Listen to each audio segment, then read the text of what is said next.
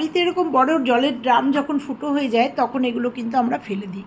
ফেলে না দিয়ে এগুলো রিইউজ করার জন্য আজকে তোমাদের সামনে সুন্দর একটা ভিডিও নিয়ে এসেছি, তার সঙ্গে আরও 2-3টে টিপসের ভিডিও নিয়ে এসেছি। তো এই ড্রামগুলো যদি না ফেলে দিয়ে, জলের ড্রামগুলো না ফেলে দিয়ে এইভাবে যদি আমরা ঘরে ব্যবহার করি, রিইউজ করি, বাড়িতে লোকজন আসলে বিছানাটাকে যদি সুন্দর করে এইভাবে গুছিয়ে নিই, একটু ডেকোরেশন করি, আর তার সাথে কোনো চাদর যদি অনেকটা ঝুলে যায়, সেক্ষেত্রে আমরা কী করবো, এই সবটা নিয়ে আজকের ভিডিও নিশ্চয়ই ভালো লাগবে, স্কিপ করো না, সবাই দেখো।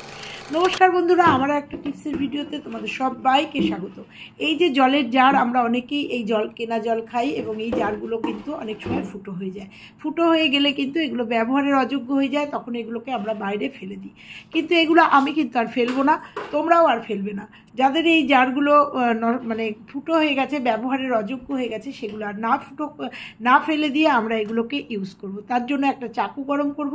চাকু গরম করে এটা একটা সুন্দর করে কেটে 2টো টুকরো করে নেব। 2টো টুকরোই কিন্তু আমরা ব্যবহারের কাজে আমরা ব্যবহার করব, কিছুই কিন্তু ফেলে দেবো না। তো এটা সুন্দর করে আমি এখান থেকে মানে এই গলার কাছ থেকে এটা সুন্দর করে কেটে নেবো, 2টো টুকরো করে নেবো।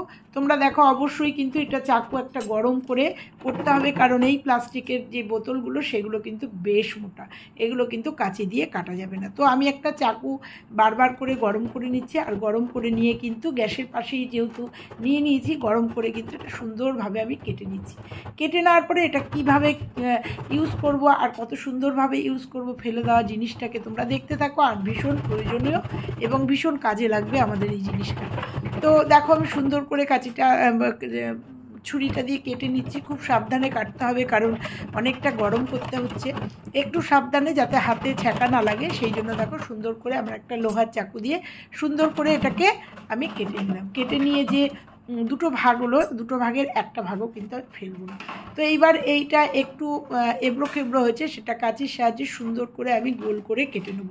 কেটে নিয়ে তোমরা একটা গরম কিছু দিয়ে এটাকে ওপরটাকে যাতে হাতে না লাগে একটু ঘষে নিতে পারো, বা যে কোনো জিনিস দিয়ে ঘষে নিতে পারো। আমি এখানে ঘষে নেব না, তার কারণ তোমরা ক্রমশ দেখতে পাবে। আমি সুন্দর করে কাঁচি দিয়ে এটাকে একটা সুন্দর শেপ, যে কোনো জিনিস করতে গেলেই তো একটা সুন্দর দেখার একটা ব্যাপার থাকে, তাই এটা এবড়ো খেবড়োটা সুন্দর করে ওপরটা কাঁচি দিয়ে সুন্দর করে আমি সমান করে নিলাম। সমান করে নিয়ে এটা আমাদের কতটা একটা কাজে আসবে, এই ফেলে দেওয়া এই জলের ড্রামটা তোমরা শুধু দেখতে থাকো, আর দেখে অবাক হয়ে যাবে। আর অবাক শুধু হবে না, নিজেরা বাড়িতে ইউজ করে নেবে। এই রিইউজ করতে গেলে কিন্তু আমাদের খুব প্রয়োজনীয় জিনিস এটা একটা তৈরি হবে। তো দেখো আমি সুন্দর করে কেটে নিলাম। এবার এটাকে কি করব, আর যে এই যে মাথার অংশটা, এটা আপাতত তোমাদের কিছু দেখাবো না, কিন্তু এটাতেও কিন্তু আমি একটা টিপস অবশ্যই করব। যদি না পারি তাহলে কিন্তু সর্বোপরি এখানে কিন্তু ইনডোর প্ল্যান্ট বা গাছ লাগিয়ে দিতে পারি। তো চলো, এবার আমি চলে এসেছি বারান্দায়। এসে এবার আর আগুনের কাজ নেই, এবার এটাকে দিয়ে কি করব। তো দেখো এটাকে দিয়ে কি করব, তোমাদের বাড়িতে ছোট যদি গেঞ্জি থাকে সেই গেঞ্জি দিয়েও করতে পারো, কিন্তু আমার বাড়িতে ছোট গেঞ্জি নেই, সব বড় বড় গেঞ্জি, তাই এটা বড় হয়ে গেলে ভালো লাগবে না। তো আমি একটা বাতিল বালিশের কভার নিয়ে নিয়েছি। তোমরা একটা বাতিল বালিশের কভার নিয়ে নেবে। আর দেখছো নিচটা একদমই নষ্ট হয়ে গেছে, এই বোতলটা কিন্তু আমি আর ব্যবহার করতে পারবো না, এই জলের ড্রামটা। এইবার আমি এই বাতিল বালিশের কভারটা কিন্তু এখানে জাস্ট পরিয়ে দেবো। তোমাদের কাছে ছোট মানুষের গেঞ্জি থাকলে সেই গেঞ্জিটা সুন্দর করে পরিয়ে দিতে পারো। গেঞ্জিতেও যেটা হবে আমার এই বালিশের ওয়ারেও সেটা হবে। বালিশের ওয়ারটা পরানোর একটাই কারণ হচ্ছে এটা সুন্দরভাবে একদম টাইট ফিটভাবে আটকে গেল। ছোট গেঞ্জি হলেও কিন্তু এইভাবে সুন্দর করে আটকে যাবে। তো দেখো এইভাবে পরিয়ে নেবে, পরিয়ে নিয়ে এটাকে কত সুন্দর হয়ে যাবে, লুকিংটাই পুরো চেঞ্জ হয়ে যাবে। কে বলবে ভেতরে এরকম একটা রং জ্বলা একটা ফুটো ড্রাম রয়েছে। তো দেখো আমি এটাকে সুন্দর করে পরিয়ে নিলাম। পরিয়ে নিয়ে যে এক্সট্রা যে কাপড়গুলো বেরিয়ে রয়েছে কানের মতো, সেগুলোকে কিন্তু এইভাবে আমি সেলো টেপ দিয়ে সুন্দর করে আটকে নেব। তোমরা গেঞ্জির ক্ষেত্রেও তাই করবে। গেঞ্জিটাও পরিয়ে নিয়ে তোমরা সুন্দর করে গেঞ্জিটা এখানটা সেলো টেপ দিয়ে হোক, পিন দিয়ে হোক, সেফটি পিন দিয়ে হোক, সর্বোপরি সুতো দিয়েও সেলাই করে নিতে পারো। তো আমি সেলো টেপ দিয়ে তোমাদের এটা সুন্দর করে আটকে দেবো। তো দেখো এটা সুন্দর করে আটকে দিয়ে এইবার যে ভেতরের যে কাপড়টা আছে সেটাও কিন্তু আমি সুন্দর করে আটকে দেবো, নাহলে কিন্তু এটা ব্যবহার করতে পারবো না, তাছাড়াও কিন্তু দেখতে বাজে লাগবে। তো এটাকে আরেকটু সুন্দর করার জন্য আমি পুরো কাপড়টাকে, ভেতরের কাপড়টাকে সেলো টেপ দিয়ে সুন্দর করে আটকে দেবো। অবশ্যই তোমরাও কিন্তু এই কাজটা সেলো টেপ দিয়েই করবে, তাহলে কিন্তু দেখতে ভালো লাগবে। তো তো দেখো আমি ভেতরের পুরো কাপড়টাকে সুন্দর করে সেলোটেপ দিয়ে আটকে নেব, যাতে এটা ব্যবহার করার সময় উঠে না আসে বা খুলে না যায়, মানে কাপড়টা যাতে অসুবিধা না করে, সেই জন্য এটা একদম আমি একদম ড্রামটার সাথে ভেতরে একদম সুন্দর করে আটকে নেবো। আর সুন্দর করে আটকে নেওয়ার পরে দেখো কত সুন্দর একটা জিনিস হয়েছে, তোমরা দেখলে নিশ্চয়ই বুঝতে পারছো। তো দেখো এটা আমি কি করব, আমাদের বাড়িতে ঘর ঝাড় দেওয়া বারণ, বিছনা ঝাড়া ঝাঁটা, তারপর ওয়াইপার যেগুলো বাইরে ইউজ করি, বাথরুম পায়খানায় নয়, সেগুলো কিন্তু রাখার আমাদের খুব অসুবিধা হয়, এখানে সেখানে ওখানে এগুলো ছিটিয়ে থাকে, এক জায়গায় থাকে না। এগুলো কিন্তু আমরা সুন্দরভাবে ফুল ঝাড়ু, যেটা দিয়ে আমরা ঘরের ফার্নিচার ঝাড়ি, সেই সমস্ত ছোট ছোট জিনিসগুলো কিন্তু আমরা এইগুলো এটার মধ্যে এক জায়গায় সুন্দর করে রেখে দিতে পারি, আর যখন চাইবো তখনই কিন্তু হাতের সামনে আমরা পেয়ে যাব। এগুলো কিন্তু ঘরের এখানে ওখানে না ছড়িয়ে রেখে ঘরের একটা কোনায় এটা এভাবে রেখে দিলে তাহলে ঘরটা দেখতেও সুন্দর লাগবে, আর জিনিসগুলো একসাথে এক জায়গায় থাকবে। কেমন লাগলো আজকে আমার এই টিপসটা, কেমন লাগলো? ভালো লাগলে একটা লাইক করে যেও, কমেন্ট করে যেও। তো দেখো আমি সব জিনিসগুলো এক জায়গায় রেখে ঘরের একটা কোনায় রেখে দিয়েছি। এবার চলো পরের টিপসটায় যাব। পরের টিপসটায় আমাদের বাড়িতে যখন লোকজন আসে, বাড়িতে আত্মীয় স্বজন আসে, তখন আমরা ঘরটাকে খুব সুন্দর করে সাজিয়ে রাখি। তো মানে বিছনা টিছনা খুব সুন্দর করে গোছাই। তো বিছনা সুন্দর করে গোছানোর সময় যদি বিছনাটাকে চাদরটাকে একটু ডেকোরেশন করে দিই, তাহলে দেখতে আরও ভালো লাগে। বাইরে থেকে লোক আসলে পরে তারাও ভীষণ মুগ্ধ হয় যে এরকম প্লেন চাদর তো আমরা সবাই পাতি, কিন্তু এই প্লেন চাদরের ভেতরে যদি আমি চুড়ি আটকে দিই, তো দেখো আমি এখানে 3টে চুড়ি নিয়েছি, দুটো একই সাইজ আর একটা একটু মোটা নিয়েছি, মোটাটা মাঝখানে আর দুটো এক সাইজের দুপাশে। তো দুটো গার্ডার নিয়ে নিয়েছি, আর এই চুড়িটা নিয়ে কি করব তোমরা দেখতে থাকো। এই চাদরের একটা কোনায় সুন্দর করে এই চুড়িটাকে এইভাবে আটকে দেবো। তো এইভাবে আটকে দিলে তোমরা দেখতেই পাবে খুব সুন্দর দেখতে একটা লুক আসবে। এই রকম একটা লুক তোমরা দেখো, এই যে আটকে দিলাম, দেখো কত সুন্দর চাদরের একটা ফুলের মতো লুক আসলো। এই রকম করে যদি আমরা ঘরের ডেকোরেশন করি, তাহলে যারা বাইরে থেকে আসবে তারাও দেখতে খুব মজা পাবে, আর ঘরটার মানে ঘরটার সৌন্দর্য আরও বেড়ে যাবে।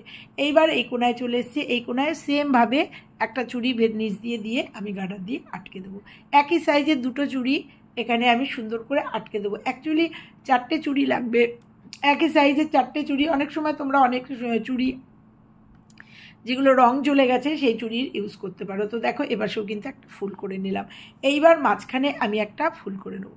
মাঝখানেও ওই মোটা চুড়িটা দিয়ে, যার জন্য এটা একটু ডিফারেন্ট হবে যেহেতু মাঝখানে, তো মাঝখানেও আমি এই চুড়িটা দিয়ে আমি গার্ডার দিয়ে আটকে দেবো। আর তোমাদের দেখাবো যে আমার কাঠের চাদরের ডেকোরেশনটা কেমন হয়। আমরা তো প্লেন চাদর সবাই পাতি, কিন্তু এইরকমভাবে একটু ডেকোরেট করলে ঘরের সৌন্দর্য বাড়ে, আর বাইরে থেকে যারা আসে, মেহমান আসে, তারাও কিন্তু খুব খুশি হয় এবং মুগ্ধ হয়ে যায় দেখে। তো দেখো আর বিছানায় অনেকেই তো বসে না, যারা বেড়াতে আসে তারা সোফা টোফাতেই বসে। তো দেখো সুন্দর করে আটকে নিয়েছি। তা এরপরে যদি এপাশেও দুটো আটকে দিই তো কেমন লাগে। তো চলো এপাশেও দুটো চুড়ি আমি আটকে দিই। আটকে দেওয়ার পরে তোমাদের ফুল লুকে আসবো। তো দেখতে পাচ্ছ কেমন লাগছে। তো এপাশে দুটো চুড়ি আটকে দিলেও কিন্তু সুন্দর লাগবে। দেখো এপাশেও কিন্তু আমি দুটো চুড়ি আটকে দিয়েছি। তো কেমন লাগছে দেখো। এবার তোমরা নিজেরা দেখো যে আমার খাটটা কেমন লাগছে। পারলে ওপাশেও দুটো চুড়ি তোমরা আটকে দিও, কিন্তু ওপাশে আমার দরজার দিক। তো কেমন লাগলো একটু দেখো, দেখে বলো।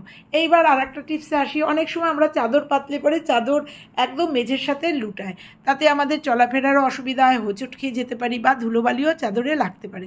সেক্ষেত্রেও কিন্তু আমরা চুড়ির ব্যবহার করব।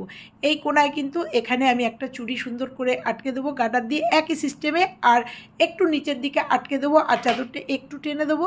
টেনে দিলেই কিন্তু আমরা যে ঝুলে যাচ্ছে চাদরটা, সেক্ষেত্রে চাদরটা ঝুলবে না, দেখতেও সুন্দর লাগবে, প্লাস আমার চাদরটাও কিন্তু মাটি থেকে মানে মেঝে থেকে উপরে উঠে যাবে। এটা কিন্তু তোমরা সোফার ক্ষেত্রেও করতে পারো। অনেক সময় সোফার যে কভার আমরা পেতে দিই, অনেকে চাদরও পেতে দেয় সোফাতে, সেই চাদরও কিন্তু অনেক সময় নিচে ঝুলে যায়। সেক্ষেত্রেও কিন্তু সোফার নিচে এরকম করে চুড়ি বেঁধে দিলেও কিন্তু অনেকটা সুন্দর হয়। তো দেখো আমি এপাশটাও বেঁধে দিয়েছি, আবার ওপাশটাও কিন্তু একইভাবে চুড়িটা, আগে যে চুড়িটা বেঁধেছিলাম সেটা কিন্তু খাটের উপরে বেঁধেছিলাম, এটা কিন্তু তোমরা দেখতে পাচ্ছ অনেকটা নিচুতে চুড়িটা আটকাচ্ছি। আর চুড়িটা আটকানোতে অনেকটা চাদর এই চুড়ির মধ্যে ঢুকে যাচ্ছে, আর মেঝে থেকে অনেকটা উপরে উঠে যাচ্ছে।